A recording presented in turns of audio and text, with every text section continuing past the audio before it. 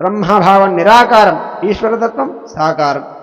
కేవలం అజ్ఞానంచే మీరిలా ప్రవర్తించారు కనుక ఆ కారణంగానే నేనే ఈశుడను అనే గర్వం మీలో బయలుదేరింది. దాన్ని నిర్మూలించి మిమ్మలను కృతార్థులను చేయటం కొరకే నేను ఇలా ఆవిర్భవించినాను. నా అనుగ్రహం చేతనే ఈ లోకాలన్నీ ప్రకాశిస్తున్నాయి.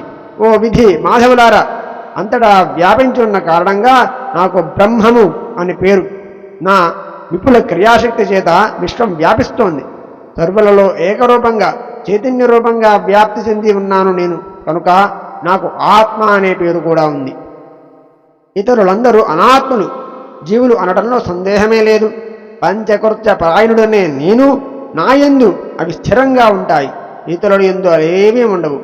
సర్వానికి ఆశ్రయభూతుణ్ణి అయిన నాకు వేరే ఆశ్రయం అక్కరలేదు. అయినా లింగ ప్రతిష్ఠ జరిగిన చోట స్థిరంగా ఉంటాను. ఒక లింగ ప్రతిష్ఠ జరిపితే సారూప్యం, అదే వ్యక్తి రెండవ లింగాన్ని కూడా ప్రతిష్ఠ చేస్తే సాయుధ్యము లభిస్తాయి. సర్వత్రా లింగం ప్రధానంగాను మూర్తి అప్రధానంగాను ప్రతిష్ఠ జరపాలి.